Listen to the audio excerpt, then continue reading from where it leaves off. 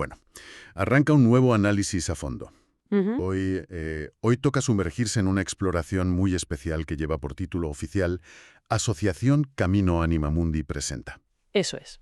Y, a ver, la misión de esta jornada es adentrarnos en una de las inquietudes más universales, más antiguas y, francamente, más desesperantes de la experiencia humana. Totalmente desesperante, sí. Hablamos de esa sensación de tener la mente atrapada en bucles de rumiación. Ya, el famoso hámster en la rueda. Exacto, el hámster. Ese sufrimiento constante generado por los propios pensamientos girando en la cabeza sin parar. Y lo que es más crucial, ¿cómo demonios encontrar la salida de ese laberinto mental? Es que es un tema que resulta imposible ignorar, principalmente porque atraviesa la vida de cualquier persona. Claro, Quien más y quien menos conoce de sobra esa fábrica de repetición mental que no descansa ni por la noche. madre mía, ya te digo. Y para abordar semejante laberinto, contamos hoy con un material fascinante. Vale, pues vamos a desgranar esto. Para guiar la conversación de hoy, tenemos sobre la mesa un documento central interesantísimo titulado Amnesia emocional versus corazón transformado. Un título que ya dice mucho. Sí, es que plantea un debate profundísimo. Pero además vamos a analizar el propio simbolismo visual de la asociación Camino Anima Mundi, Ujú. porque su logotipo es toda una declaración de intenciones. Sobre un fondo oscuro se recorta una figura humana blanca en un movimiento superdinámico. Casi como si estuviera danzando. Justo. Está rodeada de peces y unas formas geométricas muy armónicas que recuerdan, no sé, a un mándala o a una flor abriéndose. Ya. El caso es que nada en esa imagen es estático. Todo sugiere una vida espiritual que está viva en pleno flujo. Y esto es la clave que conecta directamente con el mapa conceptual de hoy. Esa idea de fluidez frente a estancamiento es el corazón del asunto. Claro. El texto nos pone ante una encrucijada filosófica y vital. Ambas corrientes que vamos a explorar parten de ese mismo problema del que hablábamos. El del hámster. Eso es, el sufrimiento causado por una mente que no para de repetir el pasado. Pero las soluciones que proponen son diametralmente opuestas. ¿Vale? Ante el peso aplastante de la propia historia y de los recuerdos dolorosos, surge el gran dilema. A ver. La salvación espiritual consiste en vaciar la memoria para vivir en un presente continuo y sin mancha, o consiste en sanar esa memoria para transformarla en sabiduría. Fíjate que la primera opción suena increíblemente tentadora. Es muy atractiva, sí. Empecemos por ahí, por esa promesa que el documento describe como la amnesia selectiva y la conciencia pura. Ujú. Hablamos de corrientes contemporáneas que están muy ligadas a las filosofías de la no dualidad y que hoy en día tienen muchísimo tirón. Un tirón enorme. Y no es para menos. Proponen unos pilares que suenan a descanso absoluto. Vivir sin ego. No juzgar bajo ningún concepto, limitarse a observar la realidad sin ponerle etiquetas. Sin interpretaciones. Eso es. Y habitar un presente continuo. Tienen una metáfora preciosa en los textos. La de la vasija. Esa. La idea de renovar el agua de la vasija cada mañana para que no quede ni un solo sedimento del día anterior. Y para que esa vasija se pueda vaciar sin que la persona pierda la capacidad de funcionar en la sociedad, estas corrientes hacen una distinción que es vital entender. ¿Vale? Separan la memoria en dos categorías muy estancas. Por un lado, salvan la memoria funcional, Claro, nadie está sugiriendo que haya que olvidar cómo atarse los zapatos o cómo conducir. o los verbos irregulares en inglés, exacto. Ya. Esa memoria operativa es necesaria para la supervivencia biológica y social, pero el objetivo a batir, lo que hay que disolver a toda costa, es la memoria psicológica. Y por memoria psicológica, si no me equivoco, las fuentes se refieren a esa memoria que está cargada de identidad personal, ¿verdad? Es exactamente eso, pero llevado a su extremo más problemático. La memoria psicológica es ese inmenso archivo de recuerdos que llevan pegada una etiqueta del yo. Lo que me hicieron en aquel trabajo. Justo, o lo que temo que vuelva a ocurrir si confío en alguien. ¿Quién soy yo en comparación con mi vecino? Claro. De la conciencia pura, esta memoria es el alimento exclusivo del ego. Y aquí entienden el ego no como un simple pronombre, sino como una narración puramente defensiva. Ya, es el vicio de agarrar cualquier evento neutro y convertirlo en una historia personal. Exactamente. Una historia donde uno es la víctima, el héroe, el amenazado o el ofendido. Y de esa narrativa constante nace el juicio y, por tanto, el sufrimiento. Oye, es facilísimo entender por qué esta idea resulta tan seductora. Completamente. Es que vivimos en una época de sobrecarga mental absoluta. El cerebro parece estar siempre en carne viva. Totalmente. La promesa de vivir sin esa fricción interior es un alivio inmenso. Pensemos en esa situación tan típica. Alguien está en la ducha, el agua cayendo, y de repente su cerebro decide repasar una discusión que tuvo con un compañero de trabajo hace 3 años. Madre mía, un clásico. Que empieza a reescribir el pasado para ganar un juicio interno, inventando respuestas perfectas para una conversación que ya ni existe. Que ya no tiene sentido. Claro. La idea de tener un botón para apagar ese comentarista permanente y que la mente simplemente no archive las ofensas suena al paraíso terrenal. Suena un alivio inmediato, desde luego. Proponen un estado de estar puro que no se enreda con su propio relato. Ujú, Percibir un estímulo, responder a él en el momento y soltarlo. ujú. Sin rastro, sin rumiación posterior, sin rencor acumulado en la mochila. Pero claro, y aquí es donde las fuentes pegan un giro brutal. Sí, aquí viene la contrapartida. Advierten que aunque sobre el papel suena como el descanso mental definitivo, llevar esta amnesia selectiva al extremo tiene consecuencias bastante oscuras. Muy oscuras. El documento lo llama, literalmente, asomarse a la grieta de lo inhumano. Me parece uno de los puntos más brillantes del análisis. Lo fascinante aquí es que los textos argumentan que la memoria relacional o psicológica no es un capricho evolutivo ni un fallo del sistema que haya que extirpar. Vale. La definen como un órgano indispensable del alma y detallan 3 funciones vitales que se pierden si decidimos vaciar la vasija cada día. Vamos con ellas. La primera de ellas es el discernimiento. Claro, porque sin memoria relacional el aprendizaje moral desaparece. Y eso tiene un precio altísimo. No se pueden detectar patrones de comportamiento peligrosos. Hay una confusión enorme en estas corrientes entre la pureza y la ingenuidad temeraria. Ya entiendo. Si alguien te hace daño de forma sistemática y tú borras la memoria de ese daño para mantenerte en un presente puro, no te estás iluminando. Estás desprotegiendo lo vulnerable. Dejas la puerta abierta al abuso, básicamente. Exacto, porque careces de las herramientas históricas para evaluar el peligro. Es decir, no hay manera de aplicar aquello de «por sus frutos los conoceréis» si te dedicas a borrar el recuerdo de cuáles fueron esos frutos la semana pasada. Esa es la trampa del discernimiento. Luego está la segunda función vital, la fidelidad. Ujú. El documento plantea algo muy crudo. Cualquier compromiso a largo plazo, ya sea un matrimonio, una amistad de décadas o una alianza por una causa justa, requiere una memoria compartida. Totalmente. Requiere recordar por qué se hizo una promesa cuando las cosas se ponen difíciles. Si cada mañana la vasija está completamente vacía y no hay relato, los vínculos se vuelven líquidos. Vínculos líquidos, qué potente es esa imagen. Se genera un sujeto que parece levitar por la vida, súper libre y desapegado, pero que es totalmente incapaz de permanecer al lado de alguien cuando llega el invierno. Y esto enlaza con la tercera función que señalan que me parece demoledora, el amor concreto. Eso es. El texto subraya que no se puede amar en abstracto. Amar requiere recordar el rostro del otro, Conocer sus cicatrices. saber cuál es su forma particular de pedir ayuda cuando se siente solo.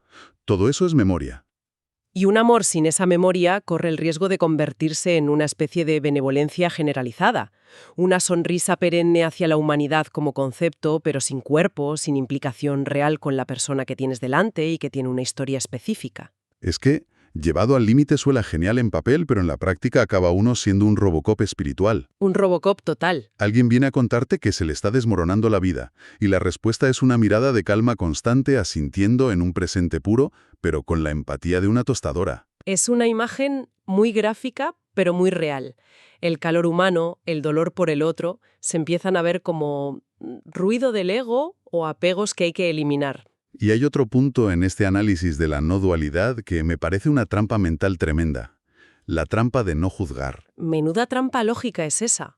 Los textos exponen que la propia consigna imperativa de no juzgar nunca se acaba convirtiendo irónicamente en el juicio más rígido de todos. Claro. Al condenar el juicio y absolutizar la neutralidad, se crea una moral encubierta. Aparece el orgullo de no tener orgullo, la superioridad de ser el que no juzga a los demás que sí juzgan. Se muerden la cola. Constantemente.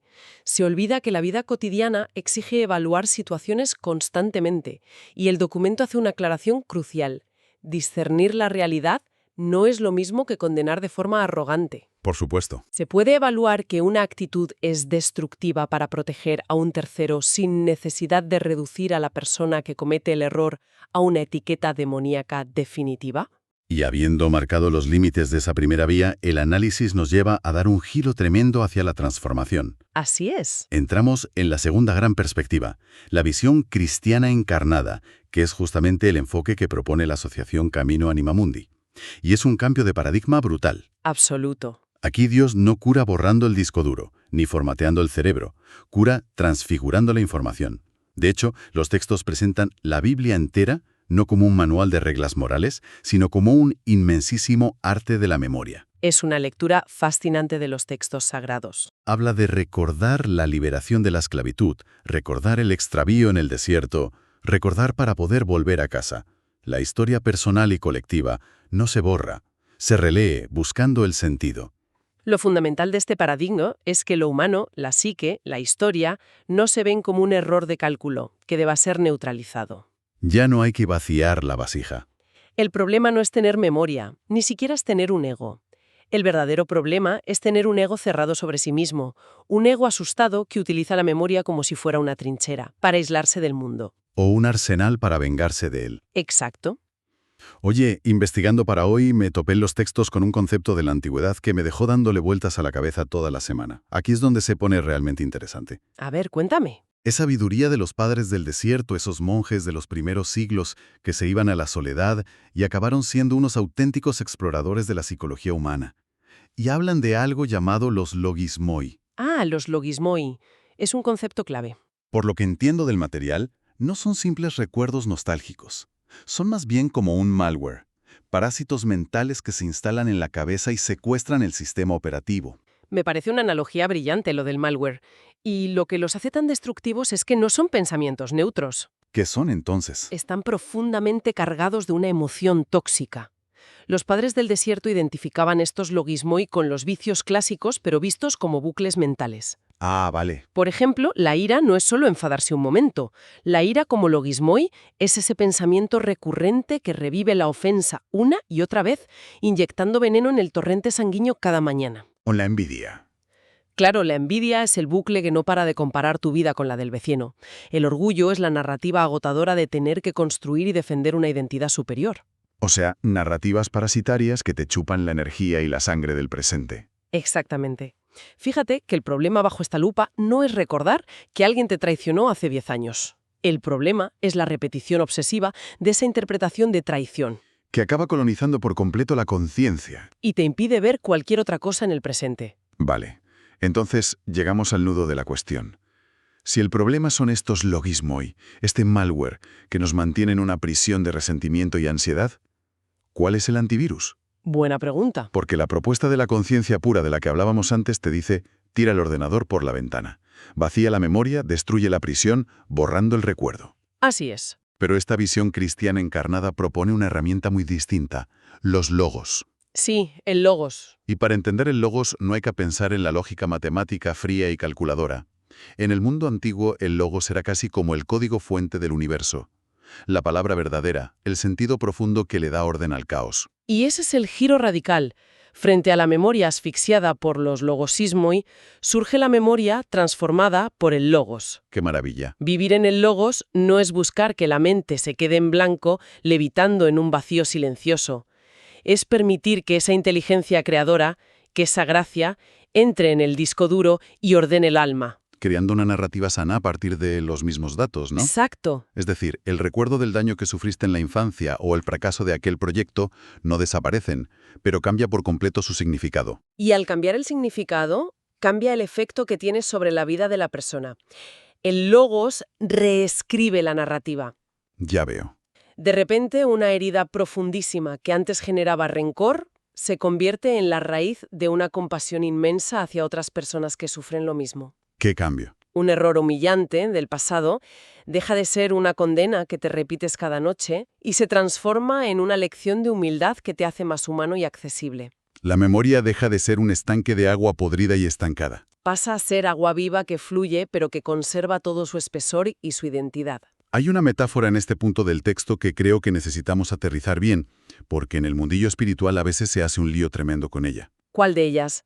Es la idea de hacerse como niños. Uy, sí, da para mucho. Muchas de estas filosofías del vacío usan al niño como el póster promocional perfecto. Alguien que no acumula memoria, que a los 5 minutos de pegarse una llorera tremenda está riendo a carcajadas sin arrastrar el pasado. Claro. Pero la madurez espiritual cristiana de la que habla Anima Mundi no parece que busque convertirnos en adultos con amnesia infantil. Es que hay que distinguir urgentemente entre la infancia espiritual y el infantilismo psicológico. Vale. Es verdad que un niño tiene cualidades envidiables, capacidad de asombro permanente, flexibilidad ante la vida, una confianza muy básica, Sí. pero a un niño le falta algo crítico. No tiene discernimiento histórico. Lo que comentábamos antes del discernimiento. Para reconocer los peligros o asumir responsabilidades éticas. Es la diferencia entre alguien que confía en la vida con el corazón abierto y alguien que sigue poniendo la mano a la estufa caliente una y otra vez, porque ha borrado de su sistema que el fuego quema. Se trata entonces de sumar, no de restar. Eso es. La madurez espiritual aquí no es hacer un reseteo y borrar la memoria del adulto para volver a ser ingenuo. Sino, Consiste en poseer la memoria completa, dolorosa y rica de un adulto que ha vivido, pero logrando mantener o recuperar la apertura y la ternura de un niño, habiendo filtrado por el camino todo el cinismo y la amargura que solemos acumular con los años. entonces, llegados a este punto, la gran pregunta que surge es, ¿qué significa todo esto para la propia identidad? Vamos a ello. Si resulta que no vaciamos la memoria, sino intentamos disolver el ego en una especie de sopa de conciencia impersonal, donde todos somos uno, pero nadie es nadie. ¿En qué se convierte uno? El marco teórico del documento aterriza esto con una idea de una fuerza tremenda. Cuéntame. La espiritualidad cristiana encarnada no busca disolver el yo en la nada. Lo que busca es redimir la historia personal. El objetivo es que el ego, que antes operaba como un búnker defensivo para protegerse de los demás, se convierta en un lugar de encuentro. La persona no desaparece. Al revés, se vuelve mucho más auténticamente ella misma. Se convierte en un sujeto capaz de amar, pero de amar precisamente desde su historia personal, asumiendo su humanidad superconcreta. Con todas sus luces, sus sombras, sus limitaciones y sus cicatrices. Justo así. Y es fascinante cómo esto altera por completo la manera en la que se experimenta el tan ansiado momento presente. Desde luego. Porque al final, si se mira bien, las dos corrientes que hemos analizado hoy buscan desesperadamente habitar el presente. Pero el presente del que hablábamos al principio, el de la vasija vacía, es un presente amnésico. Es como si la película de la vida empezara de cero en cada fotograma. Mientras que el presente transformado por el logos, del que hablan los textos de Anima Mundi, es un presente inmensamente rico. Es un presente que rebosa historia, pero es historia reconciliada. Qué bonito. Cuando la memoria ha sido purificada de esos parásitos de los logos moi y sus bucles de culpa y rencor, la mente ya no es arrastrada violentamente hacia el pasado, ni está proyectando escenarios de terror hacia el futuro para defender al ego. Ya el presente se abre de par en par. Pero llega con todo el peso, la profundidad y la riqueza de lo que se ha vivido. Es una síntesis magistral de todo lo que recogen las fuentes de hoy. En el fondo nos han puesto delante dos antropologías espirituales completísimas. Totalmente completas y opuestas. Una vía que busca alcanzar la paz silenciando la historia mediante la neutralización de la memoria psicológica. Y la otra vía que persigue la redención de esa misma historia, transfigurando la memoria a través de una inteligencia mayor. Y conviene no perder de vista que esto va mucho más allá de discutir qué técnica de meditación funciona mejor. Estamos hablando de qué significa ser un ser humano pleno. Cierto. La vía del vaciado intenta liberar del peso del relato apagando la pantalla. La vía de la encarnación intenta liberar sanando el argumento de la película, orientándolo hacia la comunión con los demás. Y esto tiene una aplicación tan real y tan directa para quien nos escucha hoy.